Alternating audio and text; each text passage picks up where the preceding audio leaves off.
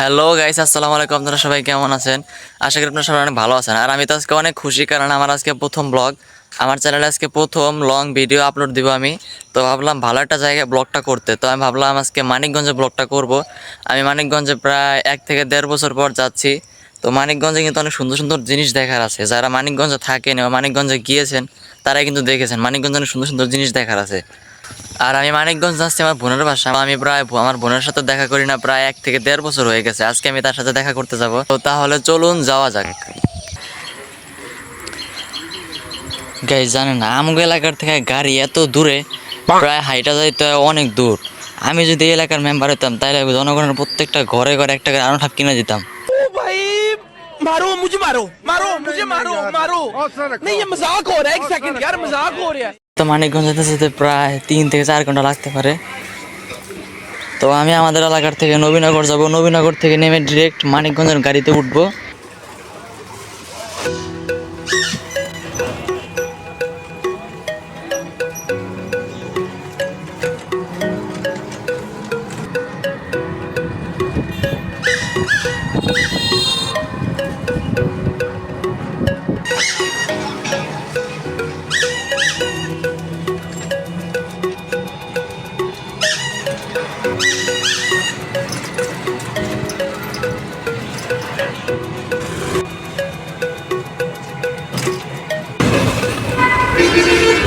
আমি এখন এখান থেকে ডিরেক্ট মানিকগঞ্জের গাড়িতে উঠবো, কিন্তু মানিকগঞ্জের গাড়ি লোক বরাবর মাঝখানে। তো আমার এখন হয়তো বা দেওয়াল টপকাইতে বান্ধব ওই সামনে আবার ব্রিজ যায়, তারপর মানিকগঞ্জের গাড়িতে উঠতে হইব।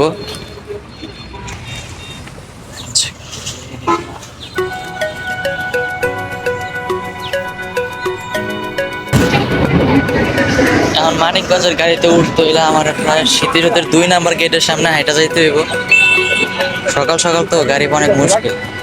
গাইস, আমি ফাইনালি অনেক খোঁজাখুঁজির পর মানিকগঞ্জের গাড়ি পেলাম। তো আপনাদের সাথে দেখা হবে direct।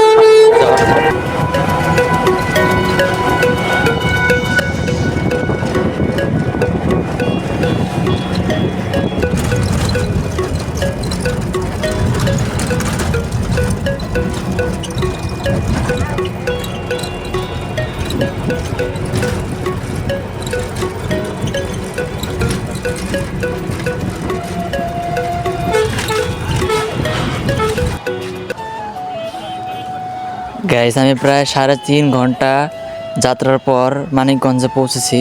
তো এখন আমি এখান থেকে বালিরটাকের গাড়িতে উঠবো। তো আমি আমার বোনের বাসায় প্রায় 1.5 বছর পর যাচ্ছি। তো তাই ভাবলাম আমার ভাগ্নের জন্য কিছু নিয়ে যাই।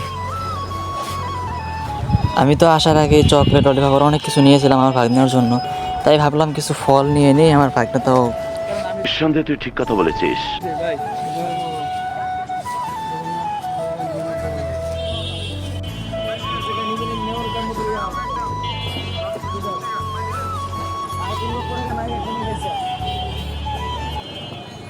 গাইস, এখানে এত গাড়ি আর এত মানুষ, আমি কথাই বলতে পারতেছি না ভয়ে, কারণ আমার এরকম অভ্যাস নেই। হাতে একটা ক্যামেরা নিয়ে আমি কিভাবে কথা বলবো। আমি আজকে এত খুশি, আমার মুখ দিয়ে অটোমেটিকলি কথা বের হয়ে যাচ্ছে।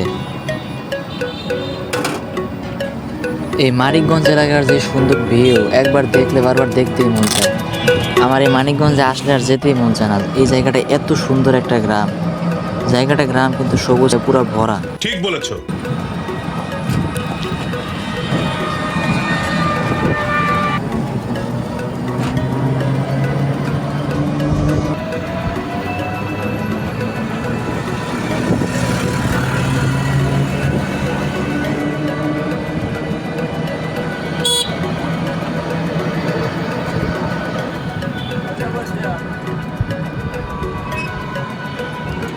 রাস্তার একটু সামনে গেলে কত সুন্দর সুন্দর জিনিস চলে আসে চোখের সামনে।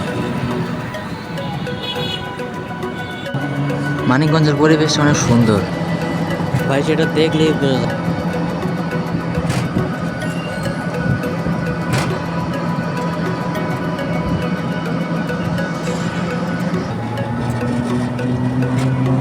আর আমি এতক্ষণ তো খেয়ালই করিনি, আমার আয়নাতে দেখা যাইতেছে আমার আর মোবাইল।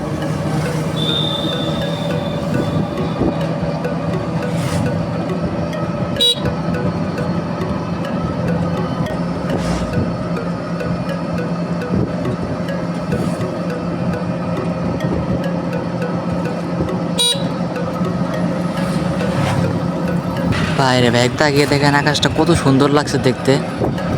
अच्छा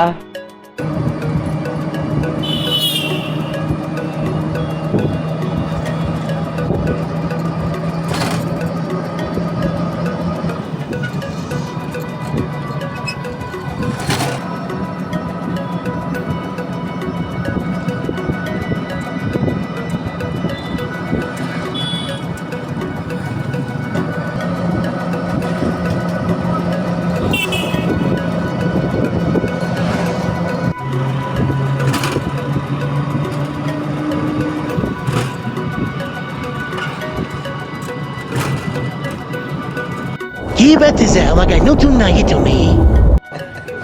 আরে এরা কারা, কোত্থেকে এলো?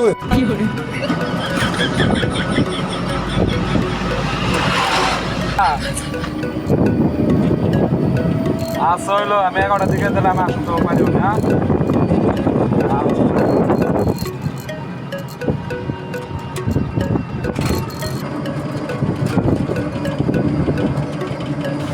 এই যে এই সেই বালির ট্যাগের ব্রিজ, যে ব্রিজের কথা আমি বলছিলাম, এই ব্রিজটা অনেক বড়। এই ব্রিজটায় আমি যখন নেমেছিলাম দেখেছি এই ব্রিজটা অনেক সুন্দর আর অনেক বড় ব্রিজটা।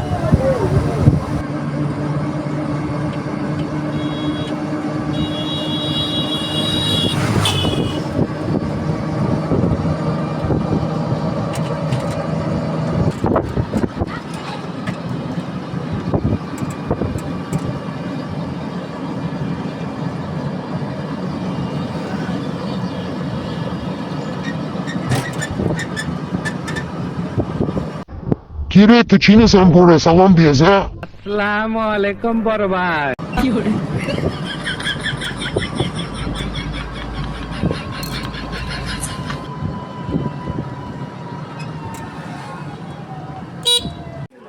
আমি বালির ট্যাগ চলে এসেছি, এখন আমাকে এখান থেকে বেরিবাঁধের গাড়িতে করে বেরিবাঁধ যেতে হবে। বেরিবাঁধ নেমে আবার আলকন্ডের গাড়িতে উঠতে হবে। প্রায় আমাকে 3-4 বার ভেঙে ভেঙে যেতে হবে।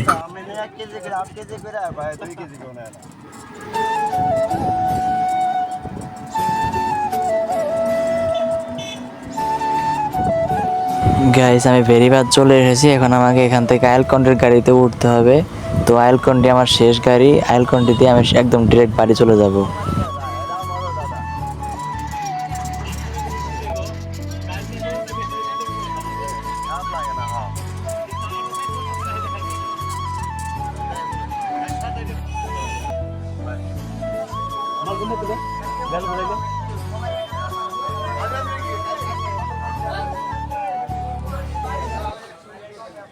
গাইস আমি আইলকন্ডি চলে এসেছি, এখন আইলকন্ডি গাড়িটাই শেষ। এই গাড়িতে আমি এখন ডিরেক্ট বাড়ি চলে যাব।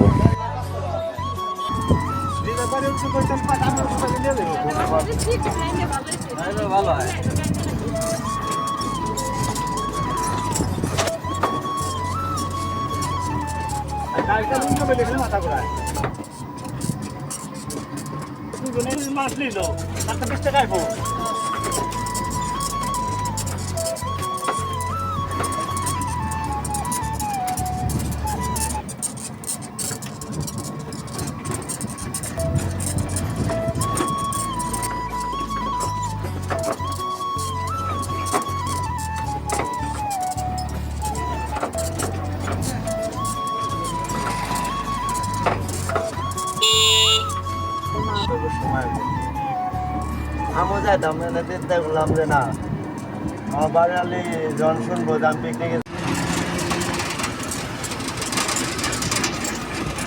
গাইস ফাইনালি অনেক যাত্রার পর আমি আমার বোনের বাসার পাশে আমি চলে এসেছি প্রায়। তো আমি প্রায় 1.5 বছর পর আমি আমার বোনকে দেখবো। আমি দেখবো আমার বোন আমাকে দেখার পর কি রিয়েকশনটা দেখায়। প্রায় 1.5 বছর পর আমি এখানে আসলাম।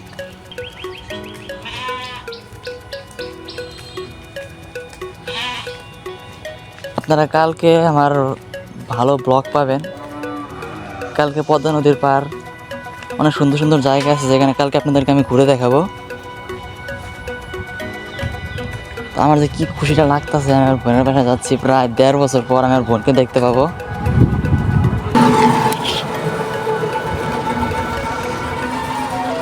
এই জায়গাটা একবার আসলে আর যেতে মন চায় না। এটা পুরো একটা গ্রাম অঞ্চল। এই গ্রাম অঞ্চল এত সুন্দর একটা জায়গা, প্রায় সবুজ শ্যামল, সব জায়গায় সব সবুজ শ্যামল দিয়ে ভরা, আর পাশে নদী। খুব সুন্দর জায়গাটা, আপনারা একবার দেখে নিন।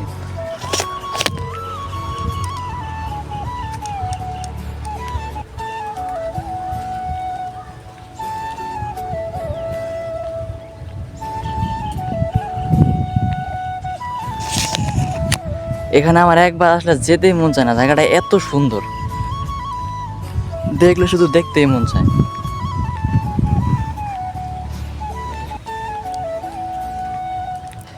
ওই যে পদ্মা নদী দেখা যাচ্ছে।